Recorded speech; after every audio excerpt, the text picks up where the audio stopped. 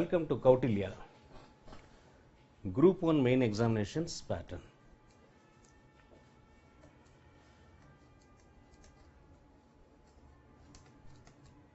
Group 1 mains Indian economy.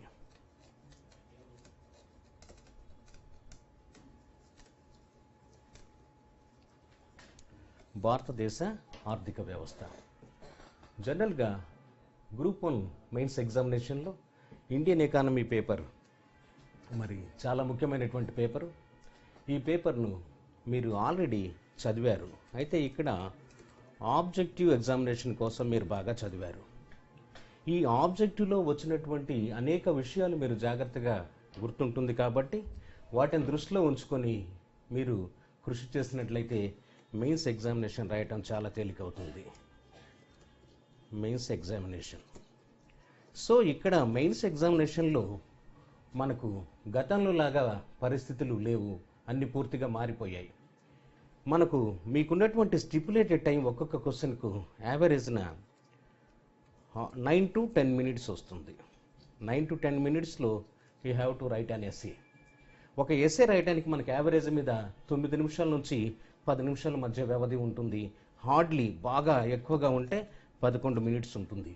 అయితే దీన్ని ఎలా రాయాలి, ఏం రాయాలి అనేటటువంటి దాన్ని మనం ఆలోచించాలంటే అసలు మెయిన్స్ ఎగ్జామినేషన్లో మనకు మంచి మార్కులు రావాలంటే ఫస్ట్ చేయాల్సింది what examiner is wanting from us. ఇక్కడ ఇచ్చినటువంటి క్వశ్చన్ లేకుంటే ప్రశ్న విధానం ఎలా ఉంది, way of question he asked అనేది ముందు మనం గమనించాలి. అలా గమనించాలంటే ఫస్ట్ మనం ఏం చేయాలంటే ముందు ప్రశ్నను బాగా జాగ్రత్తగా చదవాలి. ప్రశ్నను బాగా జాగ్రత్తగా చదివి ఆ ప్రశ్నను ముందు మనం డైజెస్ట్ చేసుకోవాలి. అసలు ఎగ్జామినర్ అడిగినటువంటి ప్రశ్న ఏమిటి, దాన్ని ఏ విధంగా రాయాలి అనేది మనం ఆలోచించుతూ కూర్చోవడానికి ఇక్కడ వ్యవధి లేదు. అయితే ఈ రకమైనటువంటి ప్రశ్నలు మనం మాడ్యులేషన్స్ చేసి ఇస్తాము, వాటికి ఆన్సర్స్ కూడా ఇస్తాం కాబట్టి దాని మీద కోచింగు, తర్వాత ప్రిపేర్డ్ మెటీరియల్ అవి ఉంటాయి కాబట్టి మీకు తర్వాత చాలా ఈజీ అవుతుంది. అయితే ప్రశ్నల విధానంలో వీడు ప్రశ్న ఏ విధంగా అడిగాడు ఏమిటి అనేది మనం మొదట గమనించాలి. తర్వాత రెండవది రాసే విధానంలో రాసే విధానం కూడా చాలా ముఖ్యం. ఉన్నటువంటి టైం లేదని చెప్పేసి కంగారు పడి అటు ఇటుగా అది రాయాలి ఇది రాయాలి అని కాకుండా జస్ట్ ఫస్ట్ క్వశ్చన్ ఒకసారి చదవండి. ఆ క్వశ్చన్ చదివిన తర్వాత ముందు మీకు అర్థమైందో లేదో గమనించండి. ఈ క్వశ్చన్ బాగా అర్థం చేసుకోవాలి. అర్థం చేసుకున్నటువంటి వాటిల్లో మీకు ఛాయిస్ ఉంటుంది. ఈ ఫస్ట్ ఛాయిస్ బాగాలేదు లేకుంటే మనము సరిగా ఆన్సర్ చేయలేమని అనుకున్నప్పుడు రెండవ దాన్ని మీరు గమనించండి. రెండో ప్రశ్న బాగా అర్థం చేసుకున్న తర్వాత దాంట్లో ఏ విధంగా రాయాలి, ఒక గుడ్ ఎస్సే. ఈ గుడ్ ఎస్సే రాయడానికి మనకు కావాల్సినటువంటివన్నీ మరి ఫస్ట్ క్వశ్చన్ ఏం అడిగాడు అనేది చూసిన తర్వాత క్వశ్చన్ ఏ విధంగా స్టార్ట్ చేయాలి. అసలు ఫస్ట్ ఇంట్రడక్షన్ అనేటటువంటి పార్ట్లో మనం చేయాల్సింది ఏమిటంటే introduce the material or introduce the questions to answer. వాడు అడిగిన ప్రశ్నకు మాత్రం మనం సమాధానాలు రాయాలి. ఆ లిమిట్ నుంచి మనం ఎక్కడికి బయటికి వెళ్ళడానికి ఏం లేదు. ఎగ్జామినర్ అడిగినటువంటి ప్రశ్న ఏమిటి గమనించి ఈ ప్రశ్నకు సమాధానాన్ని మనం ఇంట్రడ్యూస్ చేస్తాం ఇంట్రడక్షన్లో. ఆ ఇంట్రడ్యూస్ చేసేటప్పుడు వాడు అడిగినటువంటి ప్రశ్నకు మనం సమాధానం ఏ విధంగా ఉంది ఏంటి అని, ఒకవేళ అది ఇండైరెక్ట్ క్వశ్చన్ కాకుండా డైరెక్ట్ క్వశ్చన్ అయ్యి మీకు రిలేటెడ్గా ఉందనుకుందాం. అలా ఉన్నప్పుడు దానికి ఏమైనా సంబంధించినటువంటి నిర్వచనాలు 1 లేక 2 నిర్వచనాలు, ఈ నిర్వచనాలకు సంబంధించినటువంటివి రాయాలి.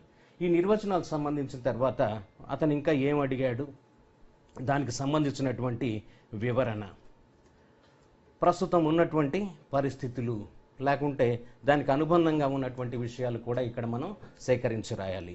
ఇక దానికి సంబంధించినటువంటి విమర్శ లేకుంటే క్రిటిసిజము ఇలాంటిది ఏమన్నా ఉంటే అది రాయొచ్చు.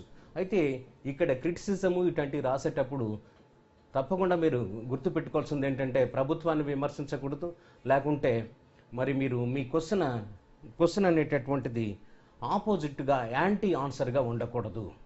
ఇవన్నీ రాశాక మనం ఒక మంచి ముగింపు అనేది ఇస్తే బాగుంటుంది, ఒక గుడ్ కంక్లూజన్. ఇక్కడ ఈ ముగింపులో కూడా మనం చెప్పినటువంటి విషయాలు మరి ఏమేం చెప్పాం, వాడు అడిగిన దానికి మనం సమాధానం ఏ విధంగా చెప్పామనేటటువంటి దాన్ని చెబుతూ ముగిస్తే బాగుంటుంది. అంచేత ఒక మంచి ఎస్సే తయారు చేయడానికి ముందే మనం ట్రైన్ అయి ఉంటున్నాం కాబట్టి ఈ 9 లేక 10 నిమిషాల వ్యవధిలో లిమిటెడ్ మీకు ఆన్సర్ షీట్ కూడా లిమిటెడ్. గతంలో బుక్లెట్లు ఇచ్చేవాళ్ళు, ఇప్పుడు బుక్లెట్ కాదు, 1.5 పేజీలో మీరు you have to right the whole answer. అందుచేత రాసేది లిమిట్గా కాన్స్టెంట్గా రాయడానికి మనం నేర్చుకోవాలి. అలా నేర్చుకునేటప్పుడు ప్రశ్న విధానాన్ని ముందు గమనించాలి. అర్థం కాకుండా మరొకసారి దాన్ని చదవాలి. చదివిన తర్వాత ముందు ప్రశ్నను నువ్వు కనుక అర్థం చేసుకున్నట్లయితే దానికి జవాబు రాయటం చాలా ఈజీగా ఉంటుంది. దానివలన మంచి మార్కులు స్కోర్ చేస్తావు. ఇక్కడ రాసేటటువంటి విధానంలో ప్రశ్నను నువ్వు అర్థం చేసుకుంటే సగం పార్ట్ అయిపోతుంది. ప్రశ్న బాగా డైజెస్ట్ చేసుకొని ఆ ప్రశ్నకు ఏ విధంగా ఆన్సర్ రాయాలనేటటువంటిది మరి చక్కన మనం ఒక ఫ్రేమ్ అయిపోయి వెంటనే ఆన్సర్ మొదలు పెట్టాలి. ఆన్సర్ మొదలు పెట్టేటప్పుడు ఆ ప్రశ్నకు అనుగుణంగానే నీ ఇంట్రడక్షన్ ఉండాలి.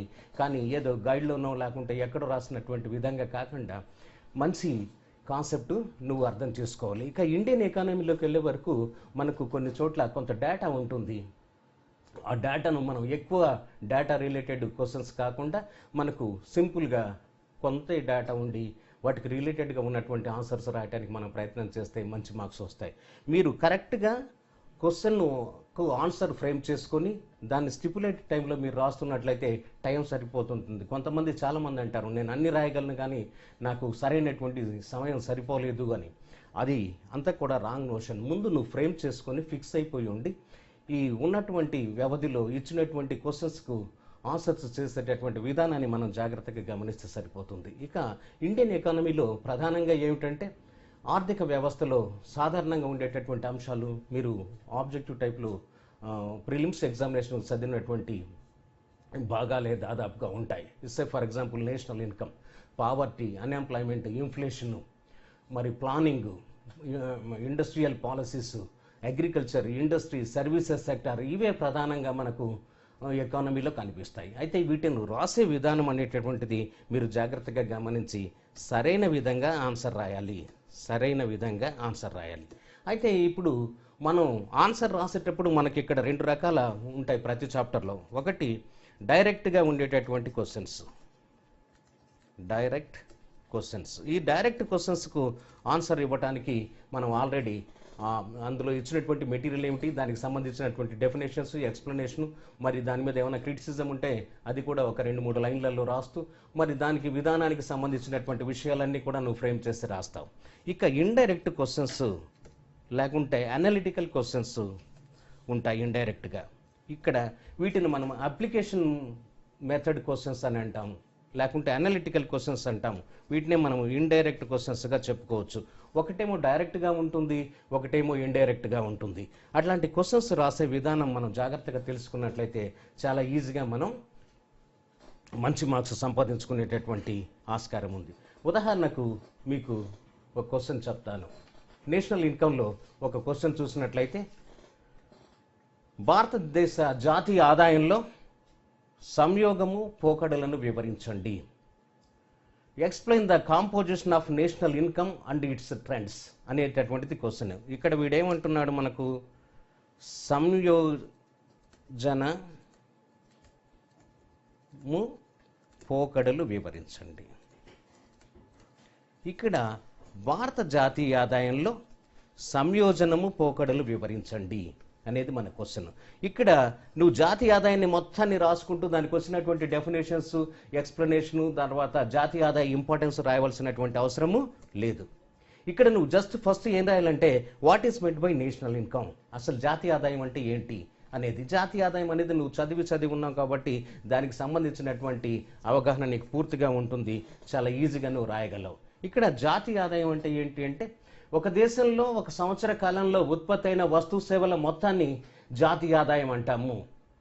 Goods and services produced in a country for a particular financial year they are calculated in terms of money which is known as national income అని మనం సాధారణంగా చెప్తాం. అంటే ఆర్థిక వ్యవస్థలో వివిధ రంగాల్లో ఉత్పత్తి చేసేటటువంటి మొత్తం వస్తు సేవల ద్రవ్య విలువను మనం జాతీయ ఆదాయం అని చెప్తాము. అయితే అలా నువ్వు ఇంట్రడ్యూస్ చేసేటప్పుడు వాడు జాతీయ ఆదాయం అని చెప్పాడు కాబట్టి నువ్వు ఇంట్రడక్షన్లో జాతీయ ఆదాయాన్ని గురించి జస్ట్ చెప్పాలి. అంతేకాని ఇక్కడ మళ్ళీ నీకున్నటువంటి 5-6 నిర్వచనాలు రాసుకుంటూ వెళ్ళకూడదు. అలా రాసినట్లయితే అనవసరంగా నీకు టైం వేస్ట్ అవుతుంది, which is not exactly relevant to your question. నీకేంటి జాతీయ ఆదాయం, భారతదేశ జాతీయ ఆదాయం కానీ ఏ జాతీయ ఆదాయం కానీ ఏమిటి, what is meant by national income అంటే నేషనల్ ఇన్కమ్ అనేది ఆర్థిక వ్యవస్థలో వివిధ రంగాల్లో ఉత్పత్తి అయ్యేటటువంటి మొత్తం వస్తు సేవల విలువలు ఒక ఆర్థిక సంవత్సరంలో మనం లెక్కించి ద్రవ్య రూపంలో చెప్పినట్లయితే దాన్ని మనం ఏమంటామంటే జాతీయ ఆదాయం అంటాం. There ends the matter. ఇక అంతేగాని దానికి ఉన్నటువంటి మార్షల్ నిర్వచనము, కీన్స్ నిర్వచనము, లేకుంటే పంచవర్ష ప్రణాళిక వాళ్ళు ఇచ్చినటువంటి నిర్వచనం, ఇలా నిర్వచనాలన్నీ రాసుకుంటూ పోయినట్లయితే నీ టైం అయిపోతుంది. ఇక్కడే టైం అయిపోతే మిగిలినటువంటి క్వశ్చన్స్కు ఆన్సర్ చేయటం అనేది బాగా ఇబ్బంది అవుతుంది. ఆ తర్వాత ఉన్నటువంటి చాప్టర్లలో వచ్చేటటువంటి క్వశ్చన్స్కు నువ్వు బాగా ఆన్సర్ చేయగలిగినప్పటికీ నువ్వు ఉన్నటువంటి టైం సరిపోదు. అందుచేత నువ్వు చాలా ఇబ్బందులు పడాల్సి వస్తుంటుంది. ఇక్కడ రెండవది ఏంటంటే వాట్ ఈస్ మెంట్ బై సంయోజనము. సంయోజనం అంటే ఇంగ్లీష్లో కాంపోజిషన్ అంటారు. కాంపోజిషన్, ఇది ముందు మనం అర్థం చేసుకోవాలి. జాతీయ ఆదాయం చాప్టర్ మొత్తం చదివాం. కంపోజిషన్ అంటే ఏమిటి, కంపోజిషన్ అంటే నాకు అర్థం కాలేదురా అంటాం. ఇక్కడ రెండు టర్మినాలజీ మనకు కొత్తగా కనిపిస్తోంది. సంయోజనము, పోకడలు. సంయోజనం అంటే లేకుంటే కాంపోజిషన్ అంటే ఏమిటంటే కొన్ని కలిసి ఉండేటటువంటి దాన్ని సంయోజనం అంటాము. లేకుంటే కొన్ని ఫ్యాక్టర్స్ అన్ని కూడా కాంట్రిబ్యూట్ చేస్తే దాన్ని కంపోజిషన్ అని అంటాము. కంపోజ్ చేయటం అంటే ఏమిటి, కలిపేసేయటం. జాతీయ ఆదాయంలో ఏమేమి కలుస్తున్నాయి, వాటి పోకడలు ఎలా ఉన్నాయి చెప్తే మనకు ఆన్సర్ సరిపోతుంది. అందుకని నేను క్వశ్చన్ చదివినప్పుడు భారత జాతీయ ఆదాయంలో సంయోజనము, పోకడలు వివరించండి.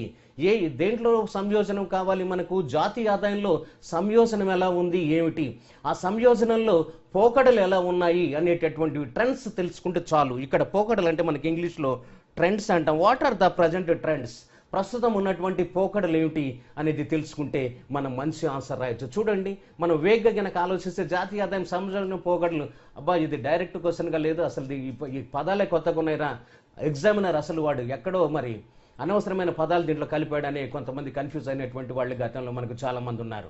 అయితే ఇక్కడ జాతీయ ఆదాయములో సంయోజనము, పోకడలు అనేటటువంటి 2 వర్డ్స్ మనం కరెక్ట్గా అర్థం చేసుకున్నప్పుడు దాన్ని ప్రజెంట్ చేయటం చాలా తేలిక అవుతుంది. ఇప్పుడు జాతీయ ఆదాయం అంటే మనకు తెలుసు.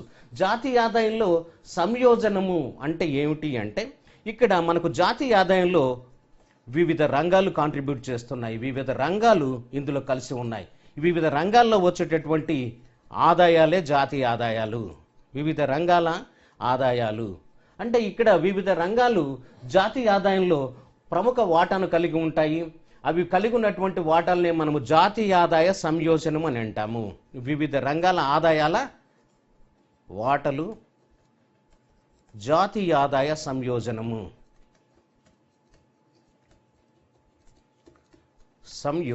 అవుతుంది. So these are the main components of national income or these are the main composition of national income. జాతీయ ఆదాయంలో వాటాలు ఏమేమి కలిగి ఉంటాయి మీ అందరికీ తెలుసు. ఫస్ట్ ఏమిటి, ప్రైమరీ సెక్టార్, ప్రాథమిక రంగము. ప్రాథమిక రంగం ప్రధానమైనటువంటి భూమికను పోషిస్తుంది. ఇక్కడ ప్రాథమిక రంగాన్ని మనం తీసుకున్నట్లయితే ప్రాథమిక రంగం ఎలా ఉంది, జాతీయ ఆదాయంలో ఏ రంగాలు ఎంతెంత వాటాను కాంట్రిబ్యూట్ చేస్తున్నాయి, తర్వాత అవి పరిశీలిస్తే వివిధ రంగాలు ఎంతెంత శాతాన్ని జాతీయ ఆదాయానికి తోడ్పాటు చేస్తున్నాయి, వాటన్నిటిని కలిపి మనం కంపోజిషన్ అంటాం. అలా చూస్తే మొట్టమొదటిది ఏంటంటే ప్రాథమిక రంగం. ప్రాథమిక రంగం యొక్క సంయోజనాన్ని మనం చూసినట్లయితే భారతదేశంలో నేషనల్ ఇన్కంలో ప్రైమరీ సెక్టార్ ప్రధానమైనటువంటి పాత్ర పోషిస్తుంది. ఇక్కడ మనం ఒకసారి సంయోజనం చెప్తూ ప్రాథమిక రంగం అంటే ఏమిటి అనేది, తర్వాత దానికి సంబంధించిన విషయాలు కాకుండా ప్రాథమిక రంగం అంటే వ్యవసాయ రంగము, దానికి అనుబంధంగా ఉన్నటువంటివి.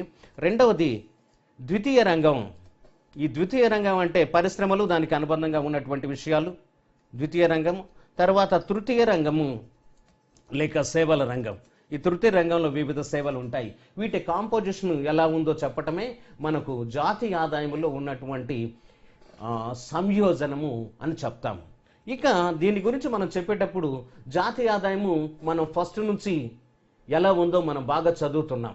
ఇక్కడ ప్రాథమిక రంగం పరిస్థితి ఏమిటి అంటే మనం we have to give the brief discussion. ప్రాథమిక రంగం పరిస్థితి ఏంటంటే ప్రాథమిక రంగంలో ఇక్కడ 1950s చూసినట్లయితే 1950-51లో మరి దీన్ని మొత్తం కూడా 2011-12 ఆధార సంవత్సరంలో కనుక తీసుకుంటే దాదాపు 55.4% ఉంది. లేదా అప్పటి ధరలు తీసుకుంటే దాదాపు 60% వరకు 1950లో వ్యవసాయ రంగం కాంట్రిబ్యూషన్ కలిగి ఉంది జాతీయ ఆదాయంలో. ఇప్పుడు ప్రజెంట్ ధరల్లోకి కన్వర్ట్ చేస్తే 50.44. మామూలుగా ఈ జాతీయ ఆదాయం మనకు 60% వరకు కాంట్రిబ్యూట్ చేసింది. అయితే మనం దీన్ని 1991, 92లో చూసినప్పుడు ఈ జాతీయ ఆదాయం వ్యవసాయ రంగం వాటా ఎంతకు చేరింది అంటే దాదాపుగా మనకు 3వ వంతుకు చేరింది, 1/3కు చేరింది. అంటే వ్యవసాయ రంగం వాటా బాగా జాతీయ ఆదాయంలో తగ్గిపోయింది. ఇక 2003లో మనం దీన్ని చూసుకున్నట్లయితే 2003-04 ఆర్థిక సంవత్సరంలో చూసినట్లయితే ఈ రంగం వాటా 25.23%కు చేరింది. ఇక 2015-16 ఆర్థిక సంవత్సరంలో చూస్తే ఇది 17.5%కు తగ్గింది. ఇప్పుడు ప్రాథమిక రంగంలో ఉన్నటువంటి సంయోజనం ఏంటి అంటే మనం ఈజీగా చెప్పగలం. 1950-51లో 55.4% ఉంది. తర్వాత 91-92 ఆర్థిక సంవత్సరంలోకి వచ్చే వరకు జాతీయ ఆదాయంలో వ్యవసాయ రంగం వాటా 1/3 వంతుకు పడిపోయింది. 2003-04 ఆర్థిక సంవత్సరంలో చూస్తే 25.23%కి పడిపోయింది అని చెప్తాం. ఇక ప్రస్తుతం ఉన్నటువంటి పరిస్థితులు చూస్తే 2015-16 ఆర్థిక సంవత్సరంలో వ్యవసాయ రంగం వాటా ప్రాథమిక రంగం వాటా 17.5%కి పడిపోయింది. ఇక రెండవది మనము పరిశ్రమల రంగానికి వస్తే పారిశ్రామిక రంగంలో 1950-51లో జాతీయ ఆదాయం వాటా ఎంత ఉంది అంటే మనకు 16.8% ఉంది. ఇక 1991కి వచ్చే వరకు 21.84కు ఉంది. 2003-04కు వచ్చే వరకు ఇది 25.87కు పెరిగింది. ఇక 2015-16లోకి వచ్చే వరకు వ్యవసాయ రంగం వాటా 31%, 31.8%గా ఉంది. ఇప్పుడు నేను మీకు ఇచ్చేటటువంటి ఈ డేటా అంతా కూడా 2015-16 ఎకనామిక్ సర్వే ఆధారంగా ఉన్నటువంటివి. కాబట్టి 2015-16కు వచ్చే వరకు జాతీయ ఆదాయంలో పరిశ్రమల రంగము లేక ద్వితీయ రంగం వాటా ఎలా ఉంది అంటే కంప్లీట్గా 31.8%కు ఉంది.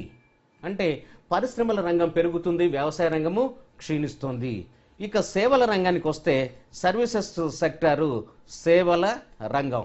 ఇక్కడ సేవల రంగంలో మనం జాతీయ ఆదాయంలో 1950-51లో చూసినప్పుడు 29.6%గా ఉంది. 29.6%గా ఉంది.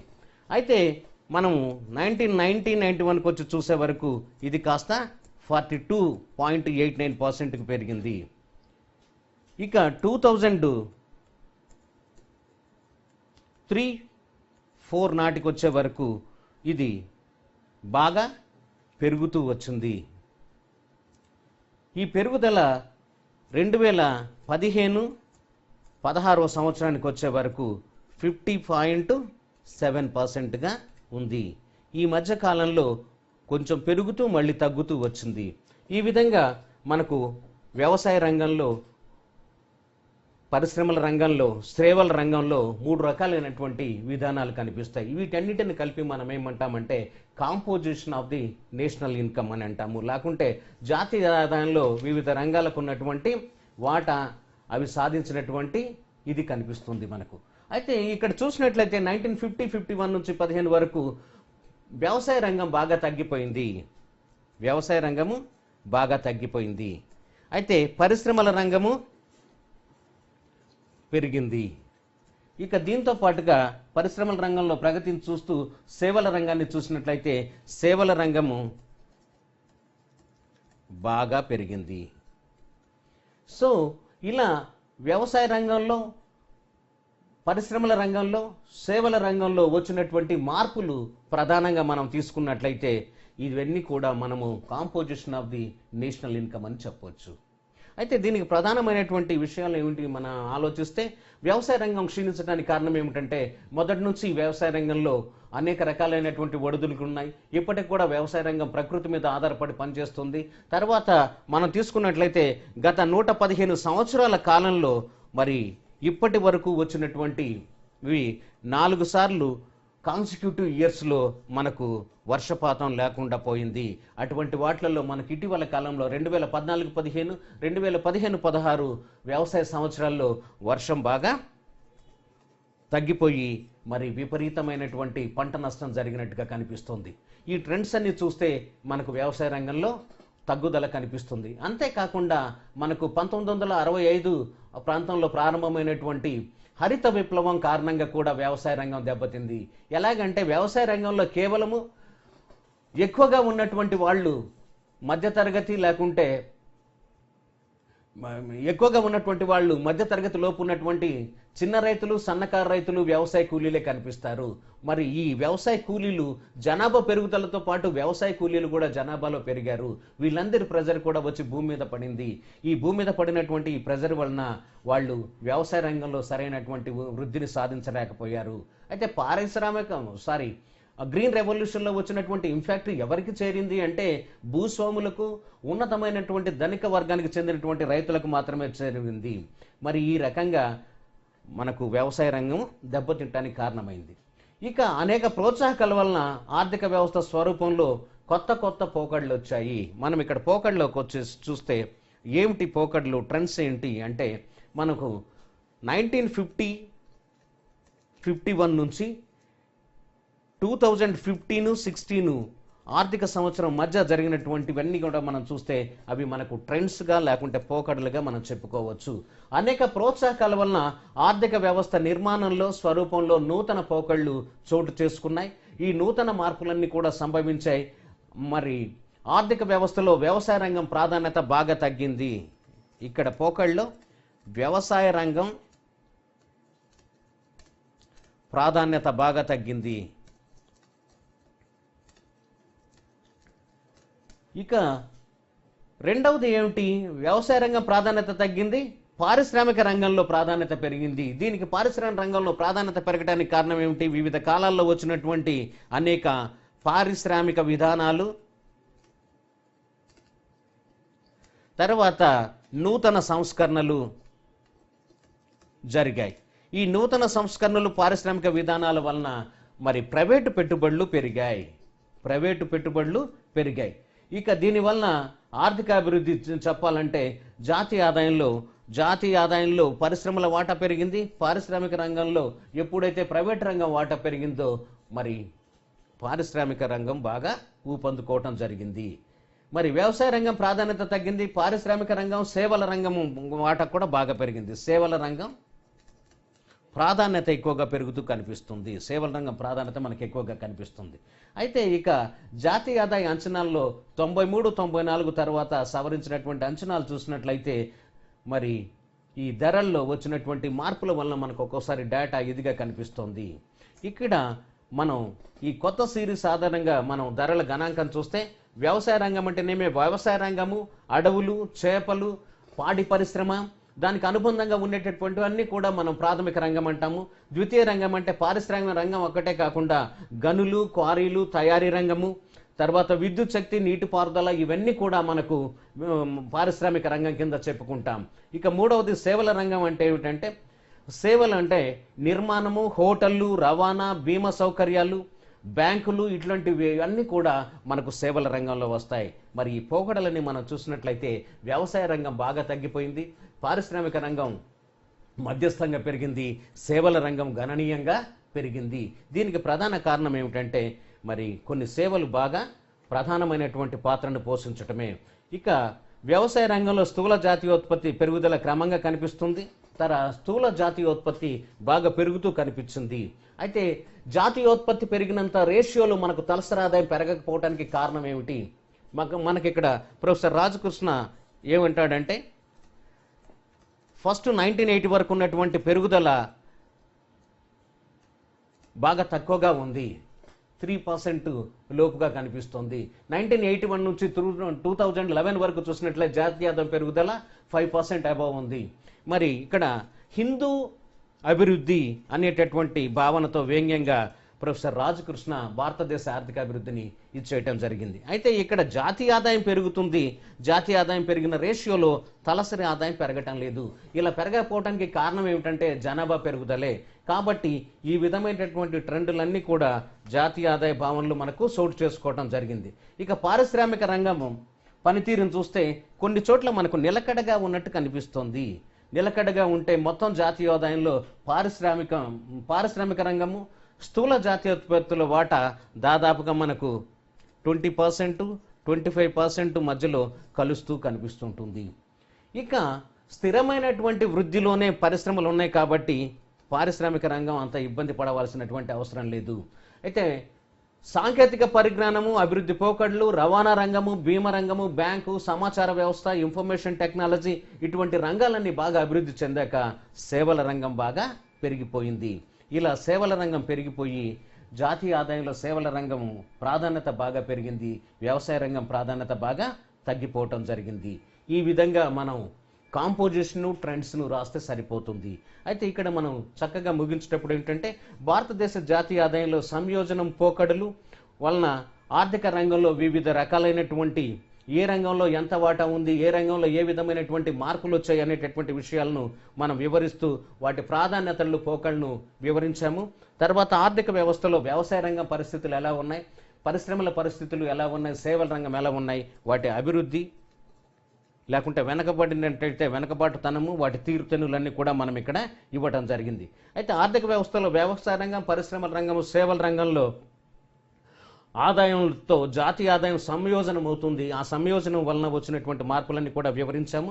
తర్వాత ఇటీవల కాలంలో వచ్చినటువంటి నూతనమైనటువంటి ట్రెండ్స్ ఏమిటంటే మరి పారిశ్రామిక విప్లవము, ఋతుపవనాల మీద ఆధారపడినటువంటి వ్యవసాయము, జనాభా పెరుగుదల కారణాల వలన వ్యవసాయంలో మరి పెరుగుదల ప్రెజర్ ఎక్కువ పడటం చేత వ్యవసాయ రంగం మీద సరైనటువంటి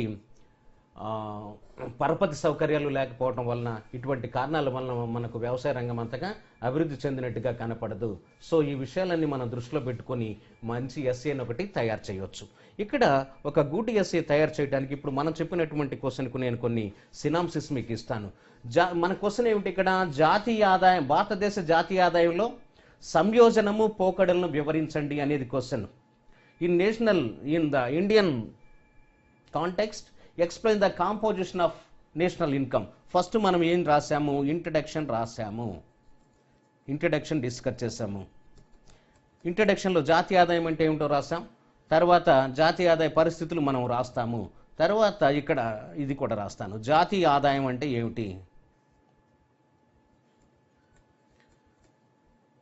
ఏమిటి అనేది ఫస్ట్ సినాప్సిస్. రెండవది జాతీయ ఆదాయంలో సంయోజనము అంటే ఏమిటి,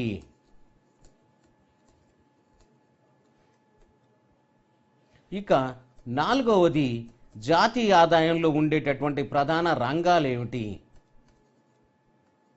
ప్రధాన రంగాలు. ఇక్కడ మనకేమిటి, మీకు ప్రాథమిక, ద్వితీయ అండ్ తృతీయ రంగాలు. ఇక ఐదవది ఏమిటి, జాతీయ ఆదాయంలో వివిధ రంగాల వాటాలు ఏ విధంగా ఉన్నాయి, అవే మనకు ముఖ్యం, ఏ విధంగా ఉన్నాయి. ఇక ఆరవది జాతీయ ఆదాయంలో పోకడలు, ట్రెండ్స్ ఎలా ఉన్నాయి.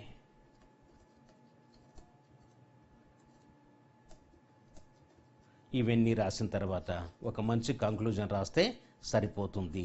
These are the synopsis for your SA.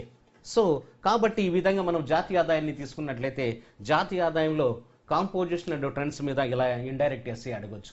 మామూలుగా ఇదే చాప్టర్ మీద మనకు జాతీయ ఆదాయాన్ని నిర్వచించి జాతీయ ఆదాయం ప్రాముఖ్యతను, జాతీయ ఆదాయం లెక్కించడంలో ఉన్నటువంటి సమస్యలు అడుగుతారు. లేకుంటే ప్రస్తుత భారతదేశ పరిస్థితులను నువ్వు దృష్టిలో పెట్టుకొని జాతీయ ఆదాయాన్ని నిర్వచించి జాతీయ ఆదాయం యొక్క ప్రాముఖ్యతను దేశ ఆర్థిక అభివృద్ధిలో ఏ విధంగా వివరిస్తావు అని అడుగుతాడు. లేకుంటే జాతీయ ఆదాయం లెక్కించడంలో ఉన్నటువంటి 3 రకాల పద్ధతుల్లో మనం భారతదేశంలో అనుసరిస్తున్నటువంటి పద్ధతిని, అందులో ఉన్నటువంటి సమస్యలను వివరించండి అని అడుగుతాడు. లేకుంటే ప్రస్తుత కాలంలో జాతీయ ఆదాయ లెక్కింపులలో ఉన్నటువంటి అవకతవకలు ఏంటి, లేకుంటే ఇబ్బందులు ఏంటి అని అడుగుతాడు. ఈ విధంగా ఒక 5-6 రకాలుగా డైరెక్ట్ క్వశ్చన్స్ అడుగుతూ మరి వాటిలో పాటుగా ఇటువంటి ఇండైరెక్ట్ క్వశ్చన్స్ అడగటం జరుగుతుంది. కాబట్టి మనం ఇక్కడ డిస్కస్ చేసుకున్నటువంటి ఈ సినాప్సిస్ని మనం దృష్టిలో పెట్టుకుంటే you will be able to write and nice SA.